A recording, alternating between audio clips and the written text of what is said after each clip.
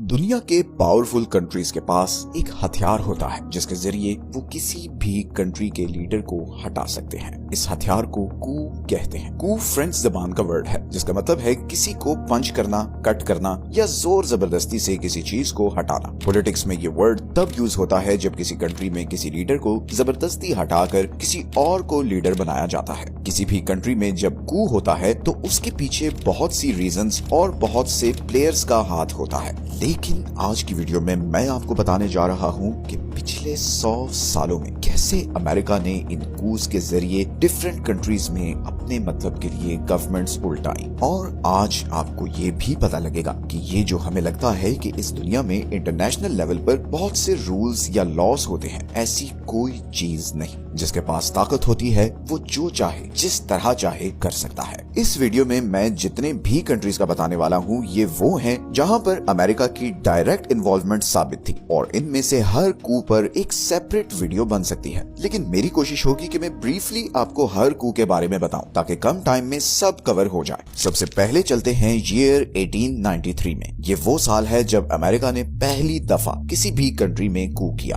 America से 3,500 मील दूर हवाई की क्वीन अमेरिकन शुगर इंडस्ट्री के लिए एक थ्रेट बन रही है। असल में अमेरिकन मिशनरीज आज से कई साल पहले हवाई में क्रिश्चियनिटी फैलाने की गर्ज से आए और उन्होंने यहाँ कई एकड़ जमीन खरीदी और फिर यहाँ पर शुगर फार्मिंग शुरू की। ये सारी शुगर यहाँ से अमेरिका को एक्सपोर्ट हो रही थी और लोकल्स को इसका बहुत कम प्रॉफिट मिल रहा था। क्वीन ने इन शुगर बिजनेसमैन पर रिस्ट्रिक्शंस लगाने के लिए कॉन्स्टिट्यूशन ड्राफ्ट किया तो अमेरिका में बैठे बड़े बड़े शुगर मिल्स के मालिकों के कान खड़े हो गए। और फिर कुछ ही दिनों बाद अमेरिका ने अपने बहुत सारी मिलिट्री शिप्स को यहाँ भेजा और उन्होंने चंद लोकल्स की मदद से क्वीन को हटाकर उन्हीं क्रिश्चियन मिशनरीज में से एक को हवाई का नया प्रेसिडेंट बना दिया। दूसरे कंट्रीज में टांग अड़ाने या फिर उनकी गवर्नमेंट उल्टाने की ये अमेरिका की पहली कोशिश थी जो कि पूरी तरह कामयाब हुई थी। वो कहते हैं ना कि शेर के मुंह को एक दफा खून लग जाए तो वो गांव के गांव उजाड़ देता है। कुछ ऐसा ही अमेरिका के साथ भी हुआ था।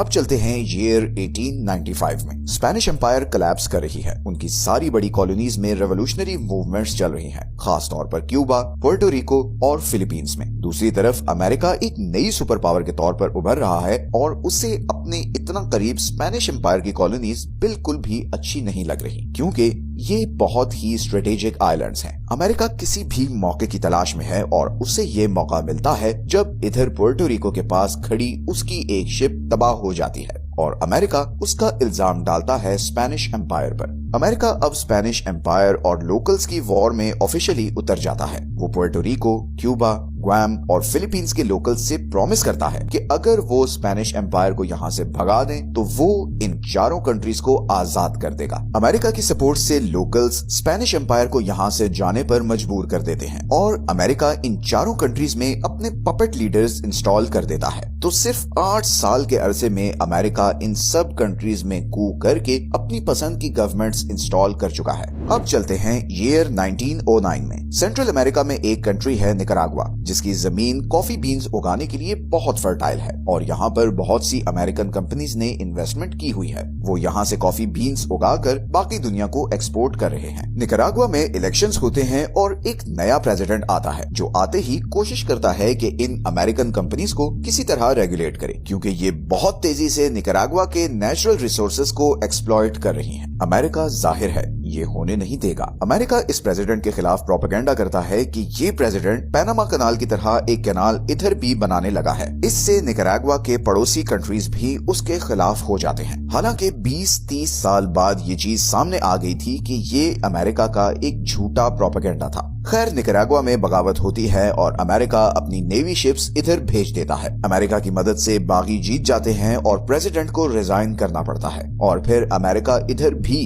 अपनी पसंद की गवर्नमेंट इंस्टॉल करता है। सिर्फ 2 साल बाद 1911 में अमेरिका निकरागुआ के ही पड़ोसी होंडुरास में भी कू करवाता है और इस दफा भी वही स्टोरी रिपीट होती है। होंडुरास का प्रेसिडेंट इधर मौजूद अमेरिकन कंट्रीज को रेगुलेट करने की कोशिश करता है। यहाँ पर अमेरिकन कंपनीज जिस चीज का बिजनेस कर रही हैं वो है बनाना यानी केले का। इस सारी बनाना इंडस्ट्री के पीछे एक अमेरिकन आदमी था जिसे सैम द बनाना मैन कहा जाता था। ये एक आदमी इतना पावरफुल था कि अपना बिजनेस बचाने के लिए ये अपनी प्राइवेट आर्मी लेकर आता है और हॉन्डुरस पर अटैक कर देता है और अमेरिकन गवर्नमेंट चुपचाप ये सब कुछ देखती रहती है। जब ये वॉर पीक पर पहुंचती है तो अमेरिकन गवर्नमेंट सीज फायर के लिए प्रेशर डालती है और मजबूरन हॉन्डुरस के प्रेसिडेंट को रिजाइन करना पड़ता है और बनाना मैन अपनी मर्जी का प्रेसिडेंट हॉन्डुरस में लगवाता है, जो सैम को बनाना फार्मिंग के लिए न सिर्फ और जमीन देता है बल्कि उसकी सारी कंपनीज को टैक्स फ्री स्टेटस भी दे देता है। सिर्फ एक अमेरिकन बिजनेसमैन ने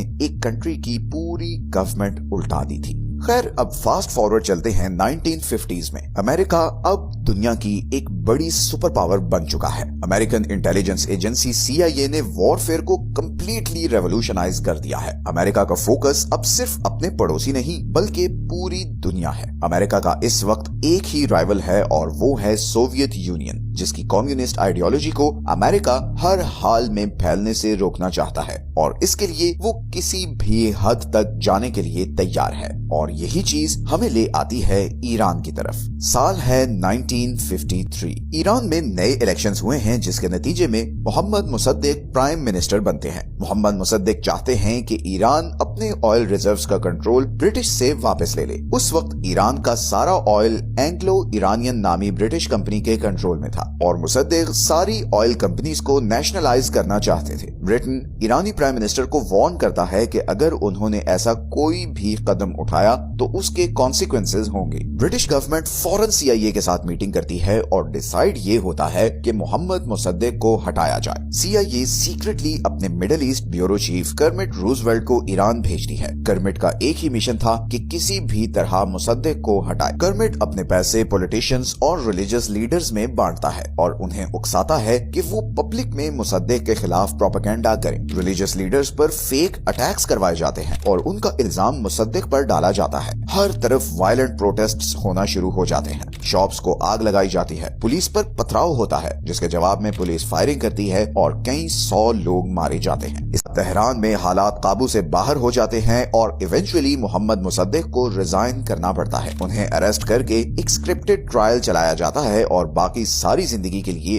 हाउस अरेस्ट कर दिया जाता है। ईरान में अब मोहम्मद मुसद्दिक की खाली जगह को फिल करने के लिए US और UK लाते हैं मोहम्मद रजा शाह पहलवी को और उन्हें बनाते हैं king of Iran. 45 centuries. His title is King of Kings and he becomes emperor of his nation.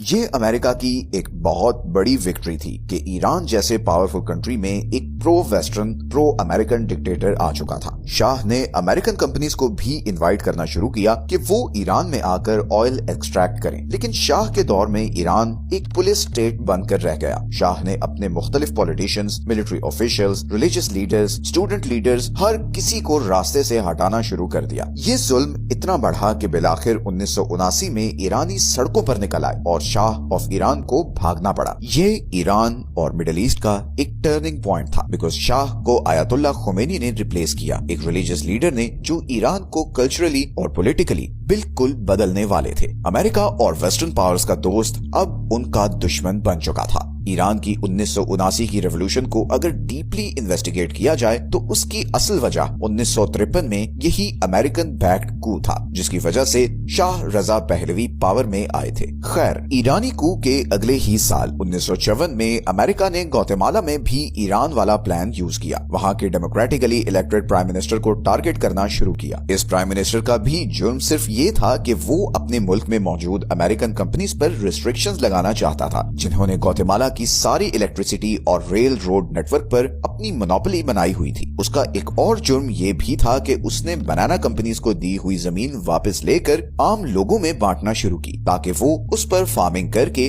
अपने बीवी बच्चों का पेट पालें। तो हॉन्डुरस की तरह यहाँ पर भी अमेरिकन बनाना इंडस्ट्री का बहुत होल्ड था। तो जाहिर है अमेरिका इस प्रेसिडेंट को कैसे बर्दाश्त कर सकता था। अमेरिकन प्रेसिडेंट और सेक्रेटरी ऑफ स्टेट ने CIA को ऑर्डर किया कि इस गवर्नमेंट को उल्टा दो और CIA ने फौरन ही इस पर काम शुरू कर दिया। CIA ने ग्वाटेमाला के रिटायर्ड फौजियों और कुछ प्राइवेट लोगों को हथियार सप्लाई करना शुरू किए और साथ ही में इधर फ्लोरिडा के पास एक रेडियो स्टेशन बनाया जहां से फेक रेडियो ब्रॉडकास्ट शुरू की जिनसे ऐसा लगने लगा कि जैसे ग्वाटेमाला में बगावत हो गई है और बस रेवोल्यूशन आने लगी है। ये ब्रॉडकास्ट स्पेनिश लैंग्वेज में थी और बिल्कुल ऐसा लगता था कि जैसे ग्वाटेमाला के ही किसी रेडियो से ये सारी न्यूज आ रही हैं। इसी दौरान इन रिटायर्ड फौजियों और प्राइवेट आर्मी ने गवर्नमेंट के खिलाफ अटैक्स शुरू कर दिए। सब लोगों को यही लग रहा था कि जैसे कोई रेवोल्यूशन आ गई है। सिर्फ ग्वाटेमाला के प्रेसिडेंट को पता था कि इस सब के पीछे CIA है। प्रेशर इतना बढ़ा कि फाइनली ग्वाटेमाला के प्रेसिडेंट ने रिजाइन कर दिया और CIA ने अपना हैंड पिक्ड नया प्रेसिडेंट वहां पर लगा दिया। इसके बाद ग्वाटेमाला में पॉलिटिकल किलिंग्स, असैसिनेशंस और इंस्टेबिलिटी का एक ऐसा दौर शुरू हुआ जो आज तक जारी है। अमेरिका में बैठे हुए चंद इंडस्ट्रियलिस्ट्स की वजह से एक पूरा मुल्क बर्बाद हो गया और आज 70 साल गुजरने के बाद भी ग्वाटेमाला इस एक कू के नताइज भुगत रहा है।